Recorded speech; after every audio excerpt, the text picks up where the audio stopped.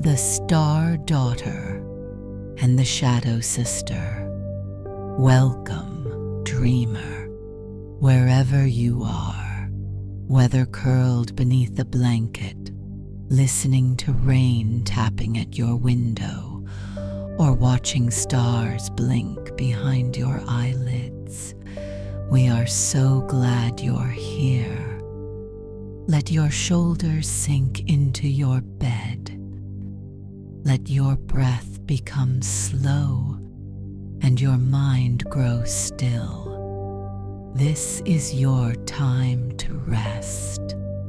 And tonight, I'll tell you a story.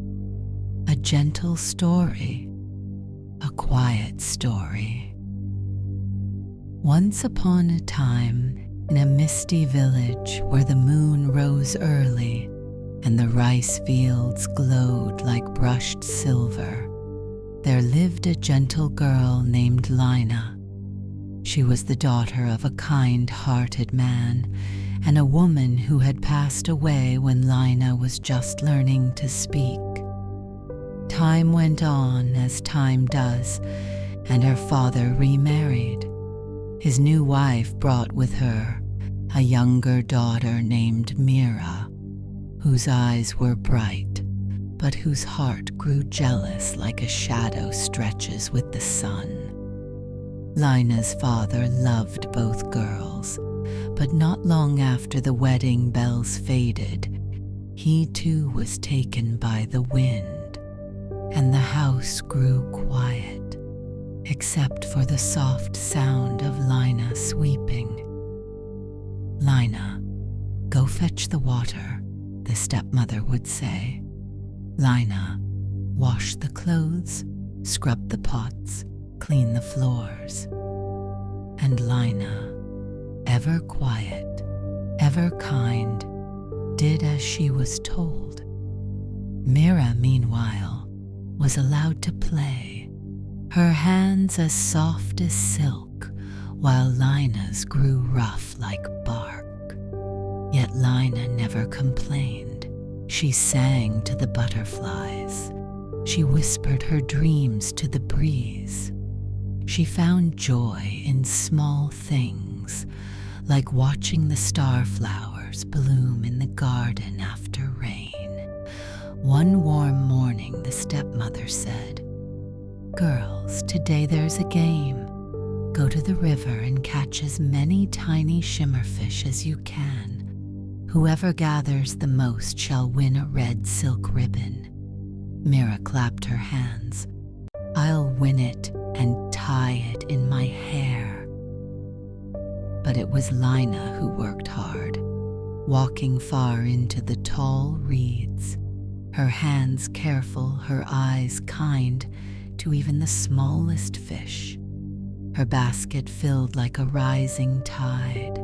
Mira, however, spent the day skipping stones and singing to herself. As dusk fell and the light turned honey gold, she saw Lina's basket brimming, and a bitter wind stirred inside her.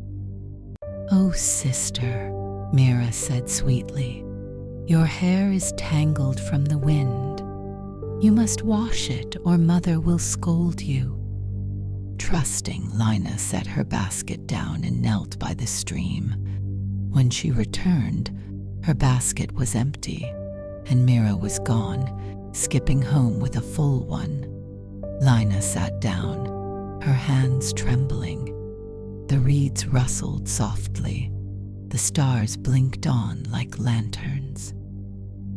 "I tried," she whispered. "I really tried."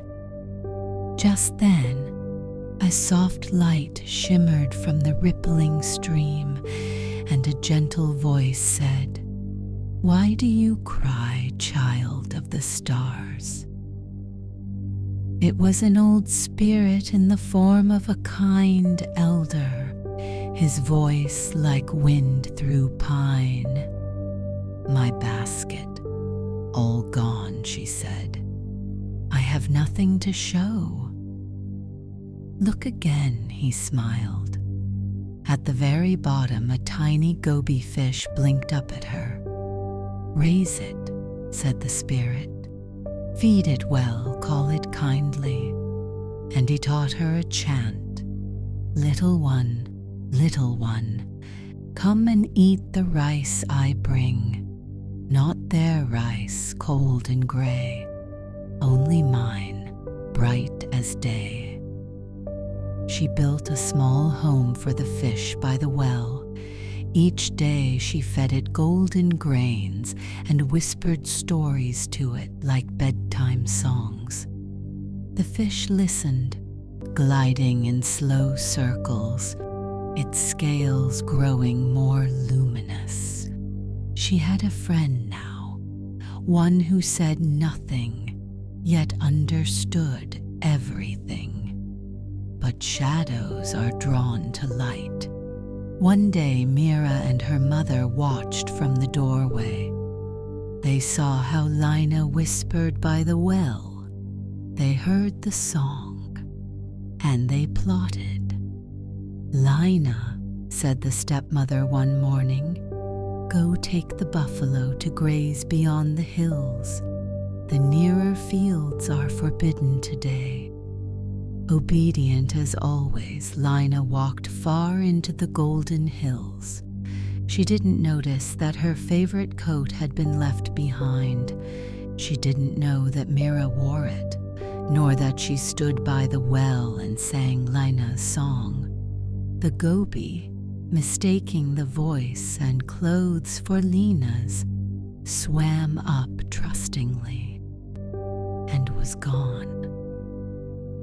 That evening, Lina returned and called softly, little one," but no ripples rose. Only red clouds swirled beneath the water. She sat and wept. Again the elder spirit appeared. "They've taken your fish," he said, not unkindly. "But sorrow needn't stay. Gather the bones, place them in 4 little jars, bury them beneath the bed you sleep in, and you shall find something beautiful one day." And so she did.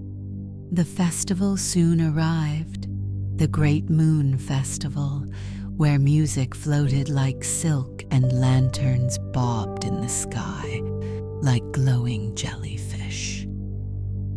Lina, her stepmother, said, "You may go, but only after you separate this mountain of rice from the bran. Do it before we return, or face the consequences." Lina stared at the grains, overwhelmed, but the spirit was there once more. He clapped gently, and down flew a flock of sparrows. "Little birds, come pick and part.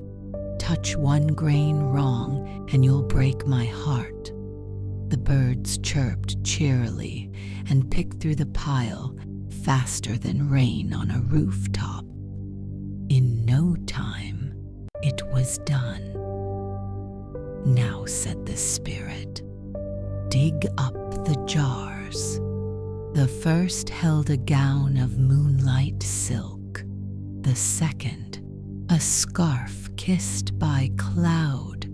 The third, a tiny horse no bigger than her palm.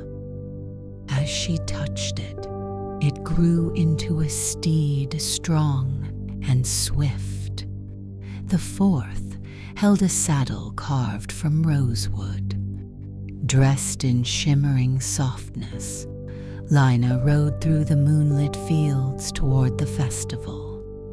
As she crossed a stone bridge, one of her slippers slipped off and tumbled into the stream below. Later that night, the prince, young, curious, and kind, passed over that very bridge.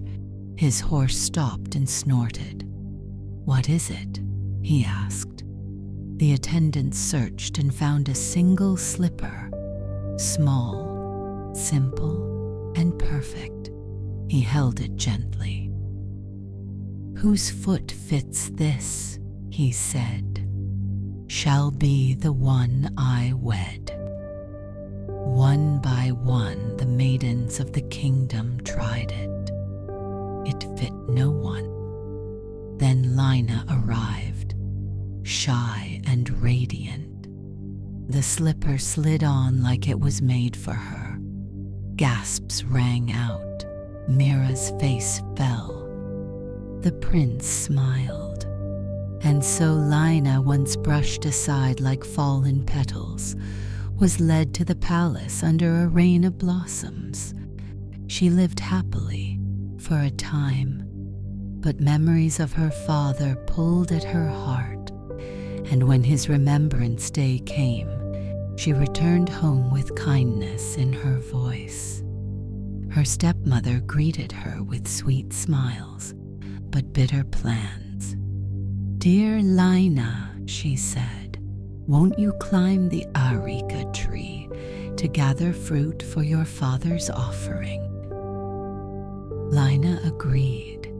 She climbed gently, but as she reached for a golden nut, the axe fell. The world spun, and everything went black. But love like Lina's never ends. She returned as a golden bird, perched high in the palace gardens, singing softly. The prince, hearing her melody, called out, "If you are truly my Lina, come rest in my sleeve." And she did.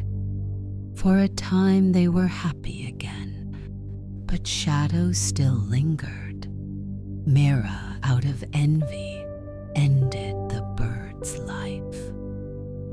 From the garden where the feathers fell, 2 trees grew, tall and protective, bending over the prince with quiet love. When they too were destroyed, their ashes floated far and planted a golden apple in a distant village. An old woman found the fruit and cradled it like a treasure.